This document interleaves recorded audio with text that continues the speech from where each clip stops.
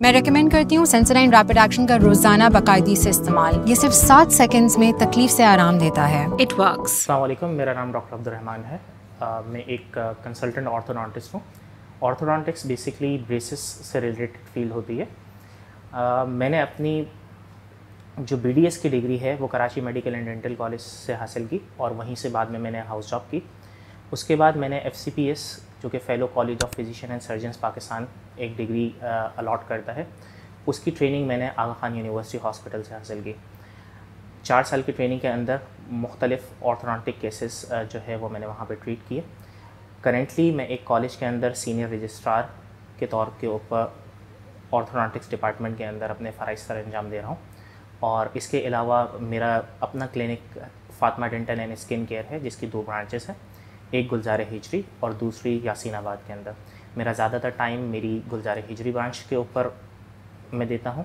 इसके अलावा मैं बहुत से क्लिनिक्स के ऊपर as a consultant visiting orthodontist के तौर के ऊपर भी अपने फ़राइज़ सर अंजाम दे रहा हूँ।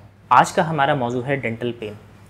डेंटल पेन बहुत सी वजूहात के बेसिस के ऊपर की वजह से हो सकता है। आज की इस वीडियो के अंदर हम वो तमाम के तमाम वजूहात और उनका ट्रीटमेंट डिस्कस करेंगे।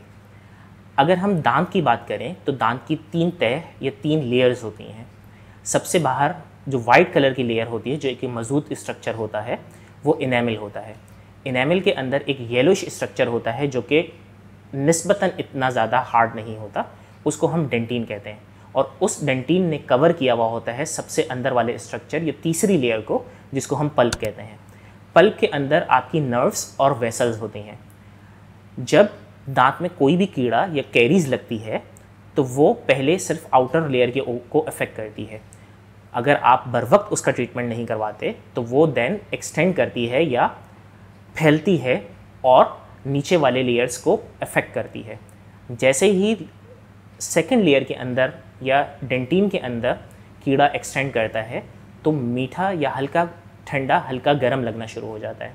जब आप उस चीज़ को भी नज़रअंदाज करते हैं तो वो कीड़ा या वो कैविटी जो है वो पल्प तक पहुंच जाती है। एक दफ़ा जब कोई भी कैविटी पल्प को इन्वॉल्व कर लेती है, फिर हमारे पास ट्रीटमेंट मोडेलिटीज़ डिफरेंट हो जाती हैं। हमारे पास अक्सर ऐसे मरीज़ आते हैं जो कि पेन में होते हैं और ये कहते हैं कि डॉक्टर साहब आप इस दांत में फिलिंग कर दें। याद रखें, अगर कीड़ा दांत की तीसरी लेयर तक यानी पल्प तक या नस तक पहुंच गया है तो ऐसे में हमारे पास सिर्फ 2 ट्रीटमेंट मोडेलिटीज़ होती हैं या 2 तरीके से हम दांत का इलाज कर सकते हैं। पहला तरीका या तो हम रूट कैनाल ट्रीटमेंट करें, दूसरा तरीका या तो हम उस दांत को निकाल दें।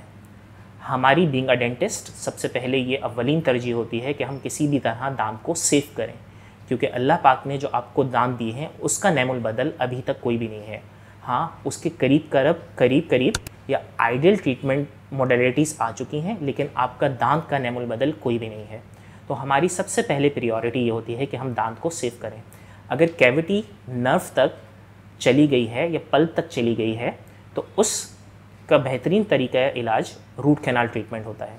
रूट कैनाल ट्रीटमेंट में हम दांत को ऊपर से खोलते हैं, नसों की सफाई करते हैं, नसों की कटाई करते हैं और उसके बाद हम जड़ों की भराई करते हैं, दांत की भराई कर देते हैं और उसके बाद हम दांत के ऊपर कवर या खौल चढ़ा देते हैं। इससे आपका नेचुरल दांत जो है वो सेफ़ हो सकता है। अगर आप ये नहीं करवाना चाहते और दांत या बहुत ज़्यादा ख़राब हो चुका होता है तो सेकंड ट्रीटमेंट मोडेलिटी या दूसरी किस्म का तरीका इलाज हमारा दांत को निकालना होता है। हम दांत को उस वक्त निकालते हैं जब दांत बचाने के काबिल नहीं रहता या पेशेंट रूट कैनाल ट्रीटमेंट नहीं करवाना चाह रहा होता किसी भी वजूहात के बेसिस के ऊपर। ऐसे में हम दांत को निकाल देते हैं और उस दांत को निकालने के बाद पेशेंट जो है वो पेन फ्री हो जाता है। एक बहुत बड़ा हमारे यहाँ मिसकॉन्सेप्ट है कि दांत का इलाज दवाइयों के ज़रिए हो सकता है। हमारे पास बहुत से मरीज़ आते हैं जो कि पेन में होते हैं और कहते हैं डॉक्टर साहब कोई अच्छी दवाई या कोई अच्छी एंटीबायोटिक दे दें।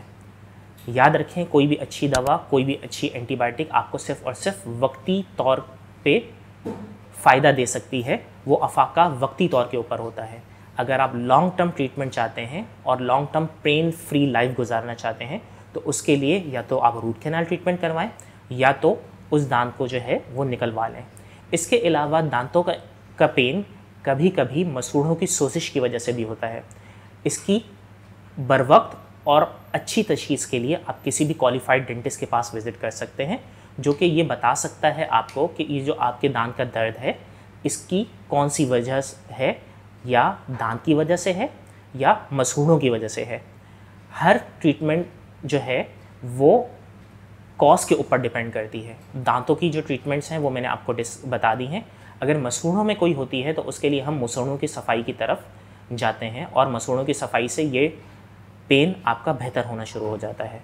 अगर आप दांतों के हवाले से कोई भी मशवरा चाहते हैं और बिलखसूस ब्रेसेस के हवाले से कोई भी मशवरा चाहते हैं तो आप ओला डॉक के थ्रू मेरा अपॉइंटमेंट बुक करवा सकते हैं। इसके अलावा आप वॉक इन आकर मेरे क्लिनिक से, जिसका नाम है Fatima dental and skin care, वहाँ से आप अपना अपॉइंटमेंट बुक करा सकते हैं। याद रखिए हमारी 2 ब्रांचेस हैं, एक गुलजार हिजरी ब्रांच जो कि हमारी मेन ब्रांच है और दूसरी Yasinabad branch. Thank you. Pakistan के टॉप डॉक्टर्स के साथ अपॉइंटमेंट बुक करें, वो भी पेशेंट फीडबैक देखते हुए। आज ही ओला डॉक ऐप डाउनलोड करें। ओला डॉक, डॉक्टर का अपॉइंटमेंट आसानी से।